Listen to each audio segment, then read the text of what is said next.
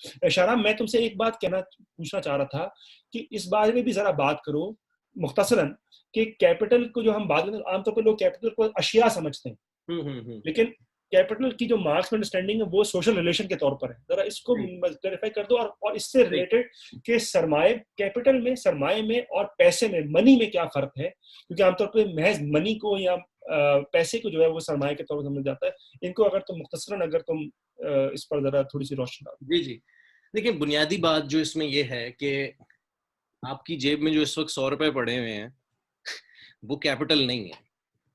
All money is not capital, only money used for a particular purpose is capital. ये बड़ी important बात है। अगर मेरे पास 100 रुपए पड़े हुए हैं तो ये कैपिटल नहीं है, ये सरमाया नहीं है। वो सरमाया कब बनेगा? जब वो 100 से 150 बनेगा।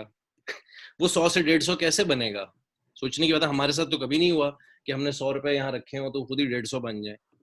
वो 100 से 150 बनने के लिए कुछ प्रोसेसेस से गुजरना जरूरी है। और वो प्रोसेस क्या है? जैसा कि हमने देखा, या मैंने आपको पहले भी बयान किया, कि मार्क्सी फलसफे में नई वैल्यू, नई कदर सिर्फ और सिर्फ तब पैदा हो सकती है जब मेहनत की जाए, जब वर्क परफॉर्म किया जाए। उसके बगैर जो है, नई मेहनत के बगैर नई वैल्यू प्रोड्यूस नहीं हो सकती। इसका मतलब ये है कि मनी के पास खुद कोई इस तरह की प्रॉपर्टी नहीं है कि वो कैपिटल है।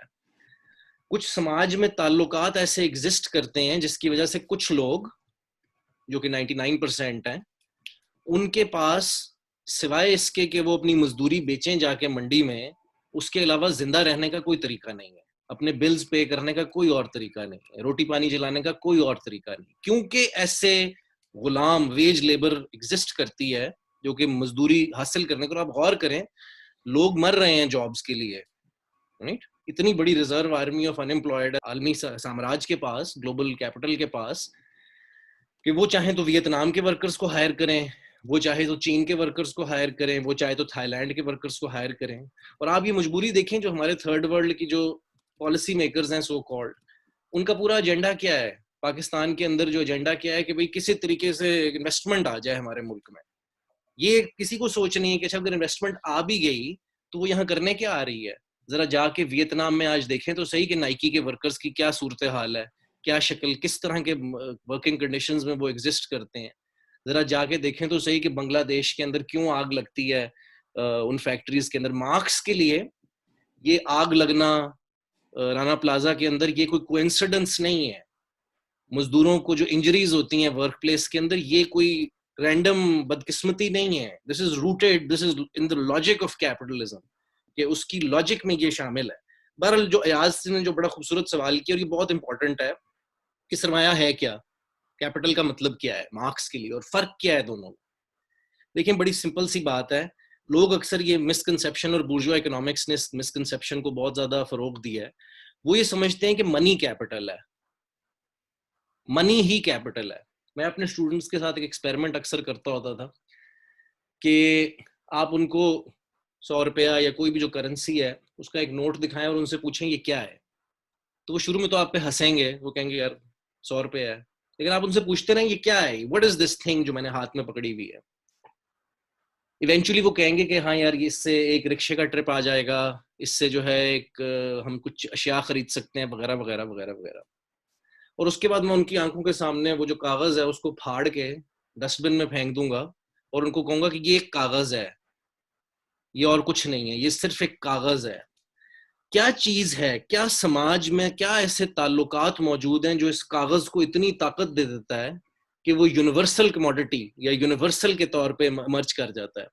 आप गौर करें तो हमारे दौर में वो एक है ना, एक इंडिया के शायर जिन्होंने लिखा है, ना बीवी ना बच्चा ना बाप बड़ा ना मैया, the whole thing is that, कि भैया सबसे बड़ा रुपया। ये कैसा ये दौरा आया, ये मुमकिन कैसे हुआ कि एक चीज एक यूनिवर्सल के तौर पे, वो जो रोल जो खुदा का था किसी प्री मॉडर्न सोसाइटी में, आज वो मनी ने कैसे एक्वायर किया। ये बड़ी सोचने की बात है। हाँ, वो इसीलिए क्योंकि ये एक यूनिवर्सल है, ये तमाम चीजों का आर्बिट्रेटर है, तमाम चीजों को खरीद सकता है। हाँ, जबकि बाकी कमोडिटीज जो है वो एक स्पेसिफिक फॉर्म में एग्जिस्ट करती हैं। तो मार्क्स के लिए सरमाया या कैपिटल जो एक सोशल लिंक या सोशल बॉन्ड या सोशल रिलेशनशिप का नाम है। ऐसे लोग अगर समाज में मौजूद ना होते जो तनख्वाह पे काम करने को तैयार हैं, जो ये जानते हुए भी कि हम तुम्हारे लिए सरप्लस बना रहे हैं और खुद मजदूरी हासिल कर रहे हैं, सिर्फ तुम्हारे लिए 150 बना रहे हैं, खुद 50 रख रहे हैं।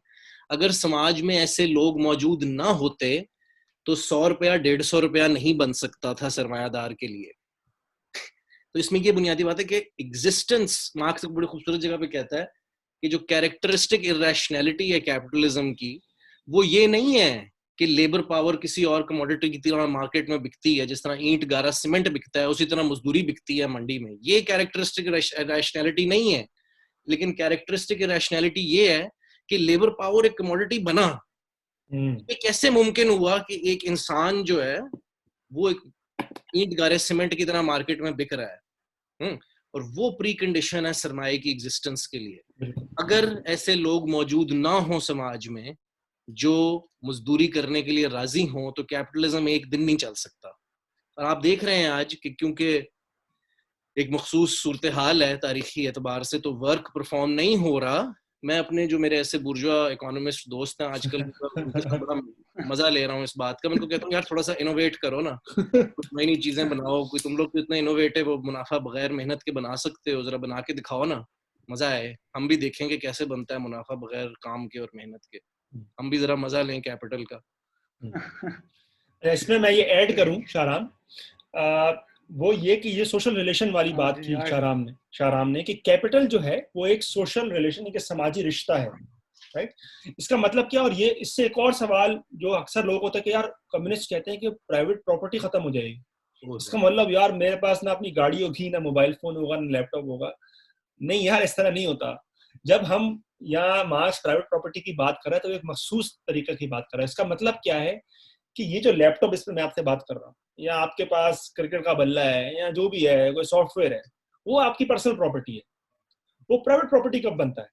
वो प्राइवेट प्रॉपर्टी जब बनता है कि जब मेरे पास लैपटॉप है, आपके पास नहीं है, और आपको मैं हायर करता हूं इस लैपटॉप को जराए पैदावार के तौर पर इस्तेमाल करते हैं।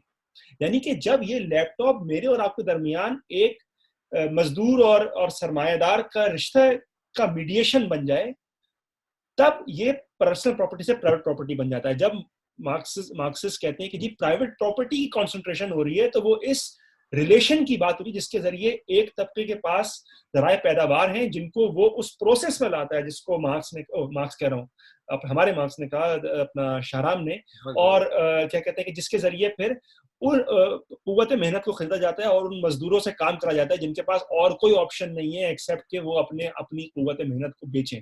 तो कहने का मतलब ये कि पर्सनल प्रॉपर्टी, आपकी घड़ी है, आपकी गाड़ी है, आपका लैपटॉप है, वो पर्सनल प्रॉपर्टी है। प्राइवेट प्रॉपर्टी जब है जब वो उस प्रोसेस में, उस रिश्ते का हिस्सा बन जाती है जिसके जरिए फिर इस्तेसाल और सरप्लस वैल्यू का पूरा प्रोसेस चलता है। उसी से जुड़ी बात यह है जो शाहराम ने जिसकी तरफ इशारा किया कि सरमाया महज एक सोशल रिलेशन नहीं है, महज चीज नहीं है, प्रोसेस है।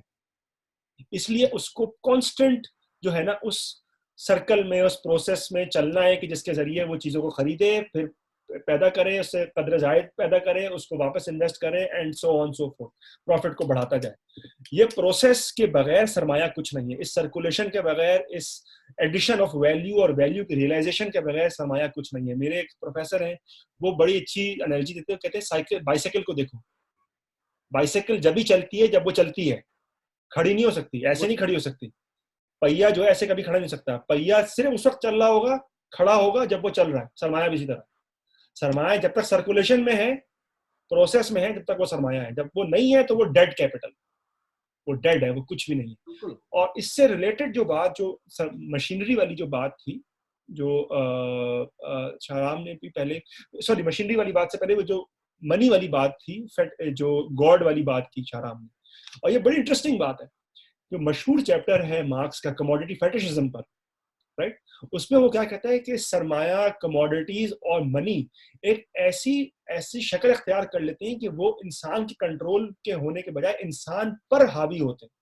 और ये बात सच है, हमें पता है। देखो ना, शाहराम पाकिस्तान में पढ़ाता था, मैं पाकिस्तान में पढ़ाता था, हमारे पास नौकरियां नहीं, हम पढ़ाई के लिए या नौकरियों के लिए, कोई अमेरिका में बैठा हुआ है, कोई कराची से हैदराबाद चला जाता है, कोई हैदराबाद से चला जाता है, एंड सो ऑन।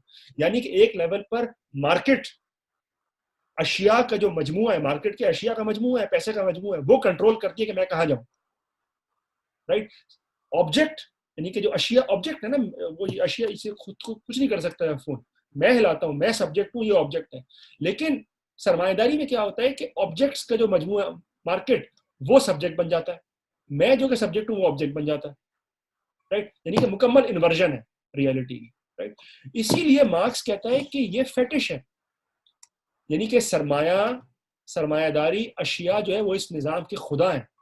और वो ये क्यों कह रहा है? फेटिश का लफ्ज़ मार्क्स बड़े मखसूस वजह की बुनियाद पर इस्तेमाल करता है। फेटिश का लफ्ज़ 19वीं सदी की एंथ्रोपोलॉजी में, यूरोपियन एंथ्रोपोलॉजी में इस्तेमाल होता था अफ्रीकी मज़ाहिब के लिए। अफ्रीका में जो ट्राइबल बहुत सारे मज़ाहिब थे जिनको प्रिमिटिव समझते थे कि ये जो है, क्योंकि इनका नेचर पे कंट्रोल नहीं है, ये नेचर को समझ नहीं पाते, ये अपने आसपास को समझ नहीं पाते, इसलिए ये जो अपनी बेगानगियत है इसको एक्सटर्नलाइज करते हैं एक एक्सटर्नल खुदा या जो भी आपका ये god, nature, animal spirits and so on so forth, उनको फेटिशिस्टिक रिलीजन कहा जाता था।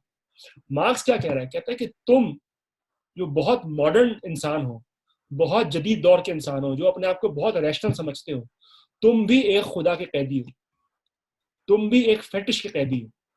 और वो फेटिश क्या है? और वो खुदा क्या है? वो है सरमाए का खुदा, वो है अशिया का खुदा, वो है कमोडिटी की फेटिश। एक लेवल पे मार्क्स बहुत इंटरेस्टिंग इस पॉइंट पे बात कर रहा है। कह रहा है कि तुम में और जिनको तुम जंगली समझते हो कोई ज्यादा फर्क नहीं है। तुमने जो अपने आप का, तुम्हें जो बड़ा घुमंड है कि तुम बड़े रैशनल हो और तुमने बहुत इनोवेशन कर ली है और बहुत डेवलपमेंट आ गई है, तुम भी गुलाम हो मेरे भाई। और तुम ऐसे गुलाम हो जिसको अपनी गुलामी का अंदाजा ही नहीं है। तुम उस गुलामी को महसूस कर सकते हो लेकिन तुम उस गुलामी को आर्टिकुलेट नहीं कर पा रहे, तुम उस गुलामी को महसूस कर सकते हो, तुम उस गुलामी का इजहार नहीं कर पा रहे। इसलिए मास का जो फेटिश का वो पॉइंट है, उसको जो यूरोसेंट्रिक कहा जाता है, वो मुकम्मल तौर पर उसको फेटिश वाला सेक्शन है उसको मुकम्मल तबाह करता है। कि मार्क्स तो कह रहा है कि यार एक्चुअली जो आपने अपने आप को बहुत बड़ा समझ रखा है, यूरोपियन आदमी या कैपिटलिस्ट जो रैशनैलिटी है, एक्चुअली आपको ज्यादा फर्क नहीं है आप में और जिनको आपने बारबैरिक या ट्रेडिशनल या सैविज समाज कह रखा है। उनका खुदा अगर जो है वो एनिमल स्पिरिट और हवा और बिजली और खड़कदार पहाड़ है, तो आपका खुदा क्या है? आपका खुदा सरमाया है, आपका खुदा अशिया है, कमोडिटी है और पैसा है और उसके से जुड़ी जो रियासत है वो। तो बहुत ही इंटरेस्टिंग ऑपरेशन मार्क्स इसके हवाले से करता है। और आप इसके साथ में एक और जो पॉइंट ऐड करना चाहूंगा, वो जो मशीनरी और लिविंग लेबर वाली बात है। तो अभी इसने कहा था ना कि शाहराम ने भी कहा कि मशीनरी अगर पड़ी है तो कुछ नहीं कर सकती, लेकिन हमें जो फील होता है कि जब हम मशीनरी के लिए काम करते हैं, सरमाए की जो पैदावार का जो प्रोसेस है, उसमें मार्क्स कहता है कि dead labour dominates living labour. ठीक है, बनाता लिविंग लेबर है मशीनरी को, लेकिन होता क्या है कि मशीनरी हमें डोमिनेट कर रही है, इनोवेशन हमें डोमिनेट कर रही है। हम अपने फोन के गुलाम हैं, राइट। हम इस कांस्टेंट ईमेल के गुलाम हैं, हम जो है वो उबर की ऐप के, या जो भी आजकल हमारे जैसे यंग ग्रेजुएट काम करते हैं, काम तो मिलता नहीं है तो यही सब करते हैं, डिलीवरियां करते हैं, वो हम उसके गुलाम हैं। वो कहता है कि machinery capital is the vampire which sucks the blood out of living labour, right. वो डेड लेबर को, सरमाए को वैम्पायर से इसकी मुशाबहत करता है। और वो क्यों है? क्योंकि जो ज़राए पैदावार है उनके ऊपर जो कंट्रोल है, उनके ऊपर जो इख्तियार है, वो उनका नहीं है जो उसको पैदा करता है। इसलिए होता क्या है कि एक इन्वर्जन होती है जिसके तहत डेड लेबर लिविंग लेबर को का इस्तेमाल करता है, डेड लेबर लिविंग लेबर को वैम्पायर बन जाता है। और हम जो है एक लेवल पर कैदी हैं उस फेटिश के, जिसको हमने मुख्तलिफ नाम दिए हुए हैं, पैसा, सरमाया, जर, जमीन एंड सो ऑन सो। अच्छा अयाज, पिछले इसमें एक बात हुई थी कि आपने टाइम और तारीखी वक्त की खास बात की कि सरमायादारी में एक तरह से हिस्टोरिकल टाइम की खास तंजीम होती है या ऑर्गेनाइजेशन होती है, और उसको आपने फिर क्राइसिस के साथ जोड़ा और लिनियरिटी और सर्कुलरिटी की बात की। तो मैं चाहूँगा कि आप जरा उसको थोड़ा सा एलेबोरेट करें, उस पर बात करें, और फिर हम शाहराम की तरफ आएंगे कि वो क्या। शाहराम, मेरे ख्याल में शाहराम आप नहीं वो जो प्रोडक्शन का टाइम और क्राइसिस वगैरह के हिसाब से तुम बात करो, फिर मैं भी उसमें ऐड कर दूं। देखिए, बुनियादी बात तो ये है ना कि capital as an organisation of time की जो हम कि बुनियादी बात तो ये है कि सरमायादारी या कोई भी जो प्रोडक्शन है वो टाइम एंड स्पेस में होती है। ये दोनों दो बुनियादी हमारे वो हैं। तो टाइम जो है इसमें पर्टिकुलरली इम्पोर्टेंट है, 3 हिस्सों में इसकी इम्पोर्टेंस है। नंबर 1 प्रोडक्शन टाइम, कितना वक्त लग रहा है इनपुट्स को आउटपुट में कन्वर्ट करने के लिए। और दूसरा टाइम है जिसको मार्क्स सर्कुलेशन टाइम करते हैं कि भाई एक चीज बन चुकी है, अब उसको बिकने में कितना टाइम लगेगा।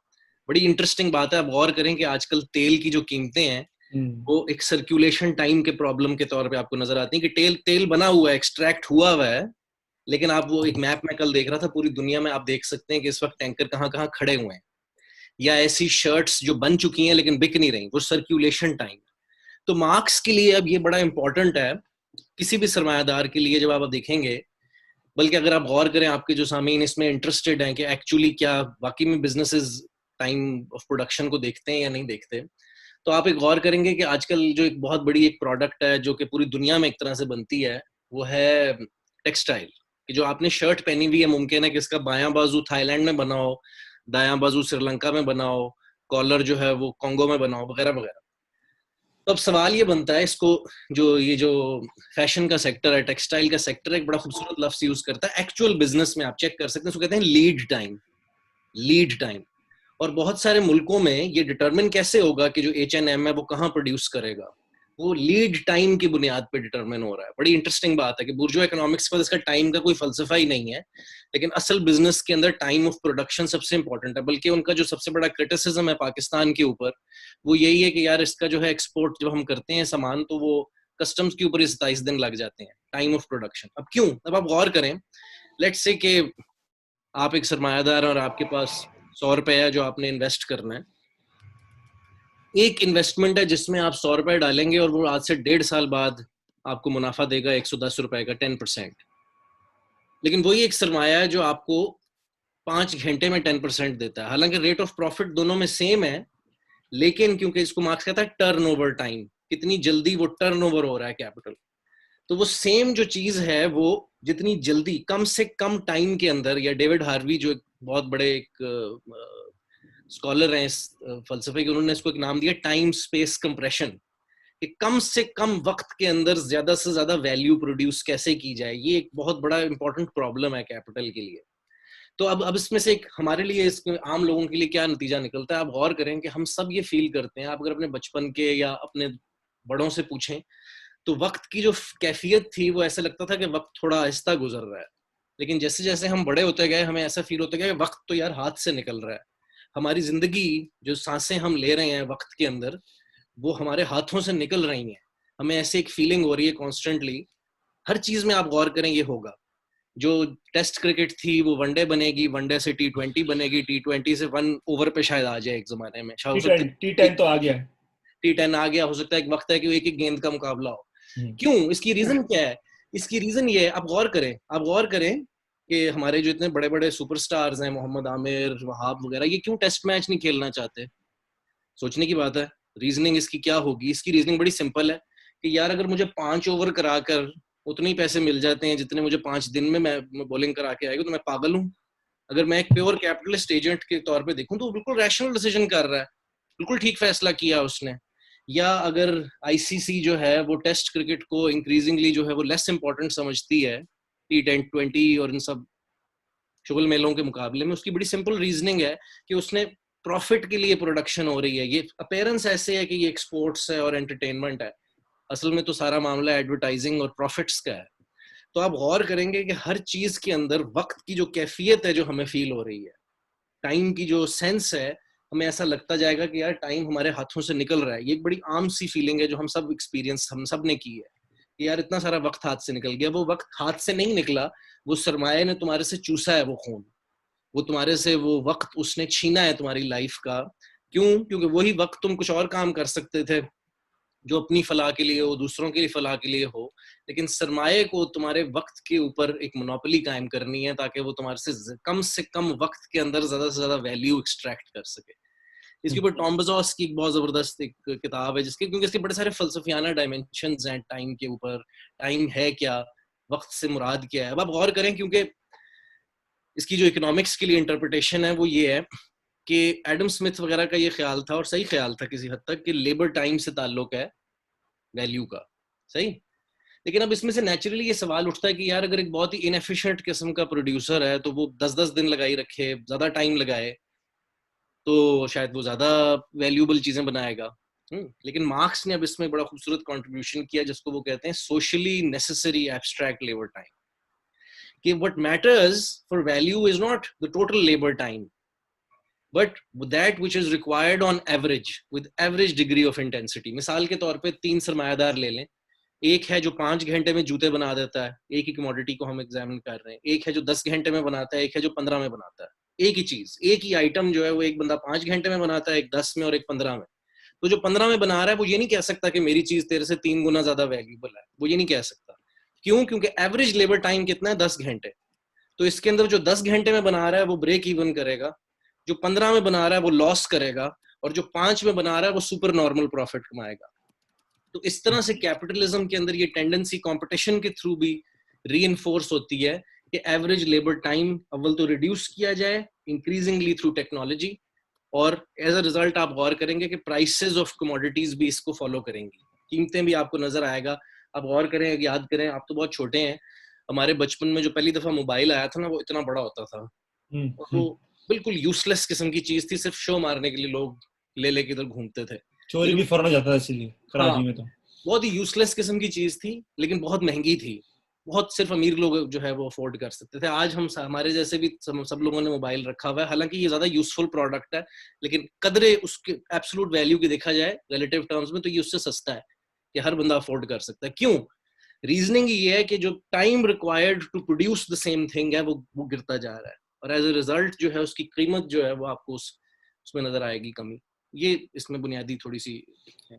मैं इसमें थोड़ी सी एक छोटी सी पॉइंट ऐड कर दूं, और फिर मेरे ख्याल में हम इसको रैप अप करने की कोशिश करेंगे, और शाहराम से कुछ दरख्वास्त भी करेंगे कि भाई कुछ अपने जो और जो तख्लीकी इसकी सलाहियतें हैं इसका भी कुछ इजहार कर दें यहाँ पर। वो ये कि जब हम कैपिटल को एक वक्त की तंजीम के तौर पर हम देखें तो इसमें शाहराम ने इस तरह बात की प्रोडक्शन टाइम, सर्कुलेशन टाइम, तो एक लेवल पे सरमाए को इसको कोऑर्डिनेट करना होता है। इनकी कोई सेंट्रल मैकेनिज्म नहीं है कि भाई प्रोडक्शन टाइम, सर्कुलेशन टाइम और ओवरऑल जो वक्त है कैपिटल का इसके जरिए वो वापस री इन्वेस्ट होकर और फिर उसकी प्रॉफिट्स आते हैं।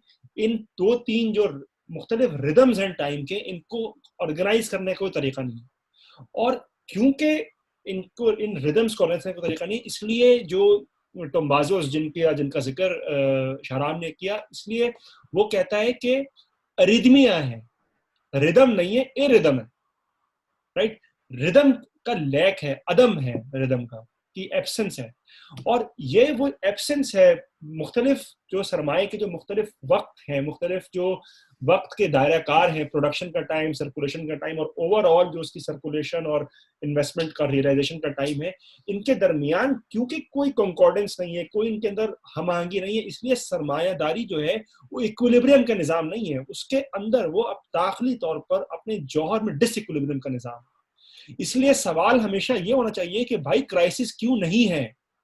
क्राइसिस तो इस निज़ाम के अंदर बिल्ट है, वो तो क्राइसिस निज़ाम के अंदर बिल्ट है, उसके पैदावार की जाए वकूअ से, यानी कि फैक्ट्री और घर के अंदर से जो इस्तेहसाल और जो जद्दोजहद है वो आपको फिर एक बड़े लेवल पे नजर आती है, जो टाइम की डिस्कॉर्डेंस है, टाइम की हम आहंगी की जो गैर मौजूदगी है, जो अदम है, उसमें हमें नजर आती है। और वो जो जब ये जो हम डिसइक्विलिब्रियम है, इनके अंदर जो जुड़त नहीं है, मुख्तलिफ वक्त के जो दायरा कार इनमें जब जुड़त, ये जो इसके अंदर जो डिसऑर्गेनाइजेशन है, ये जब उभर के सामने आती है उसको हम क्राइसिस कहते हैं। जिस तरह शाहराम ने भी बहुत अच्छा जो मिसाल दी तेल के हवाले से, और और भी हम जो अशिया लेने आप उसकी आप बात करते जाएं, तो क्राइसिस जो है ना वो बेसिकली सरमाए के जो टाइम के जो रिदम्स हैं जिनको ऑर्गेनाइज किया जाता है through this so called mythical hand, जब वो ब्रेक डाउन हो जाता है, और वो हमेशा ब्रेक डाउन होने के नहज पर होता है, जब वो ब्रेक डाउन हो जाता है उसको हम क्राइसिस कहते हैं।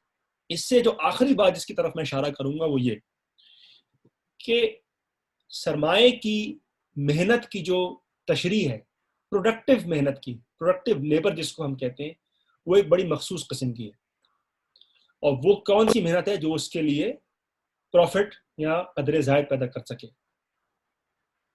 और ये बात अब आया हो गई है आज के बहरान में कि सरमाए की जो मेहनत की, कुव्वत मेहनत की जो तशरीह है, और जो इंसानी ज़रूरियात के लिए जो कुव्वत मेहनत की हमें तशरीह चाहिए, और इंसानी ज़रूरियात और इंसानी ज़िंदगी और इंसानी खुशी की तक़वियत के लिए, फ़रोग़ के लिए जो मेहनत हम करते हैं रोज़, जो इमोशनल इस तरह के हम लेबर करते हैं, वो कहीं ज़्यादा एक्सीड करता है, वो कहीं ज़्यादा उससे मावरा है जो सरमाए की कुव्वत मेहनत और मेहनत की जो तशरीह है।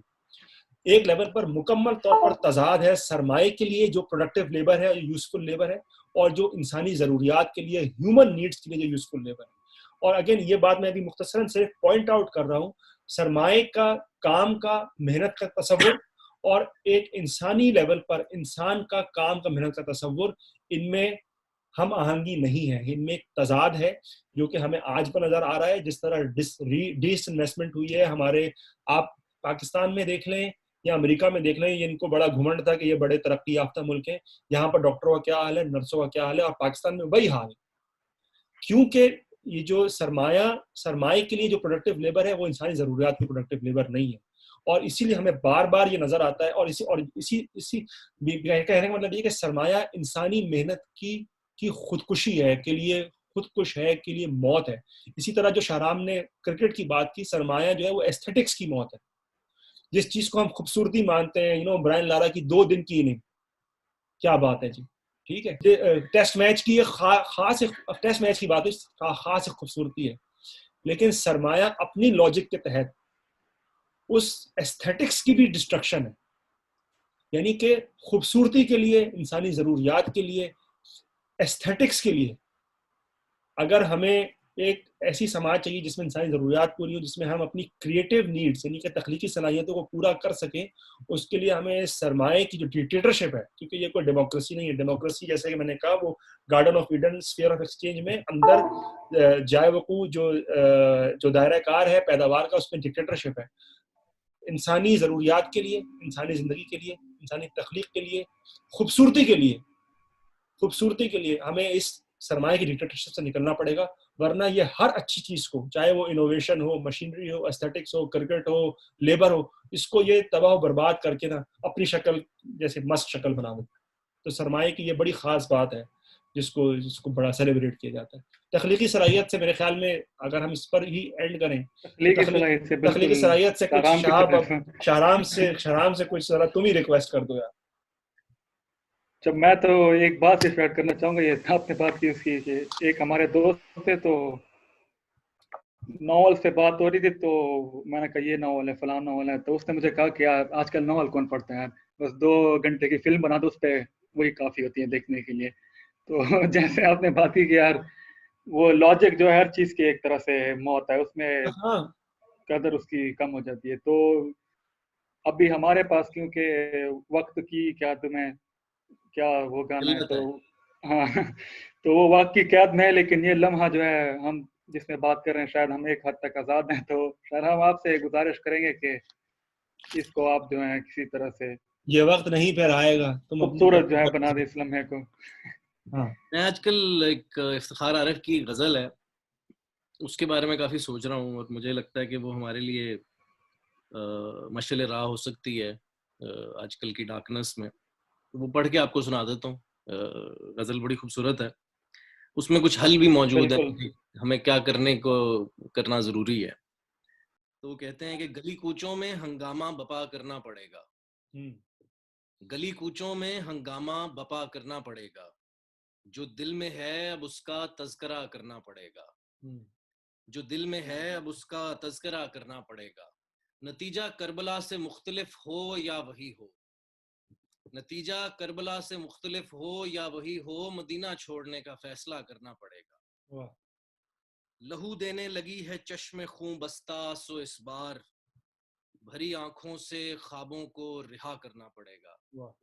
लहू देने लगी है चश्मे खूं बस्ता, सो इस बार भरी आंखों से ख्वाबों को रिहा करना पड़ेगा।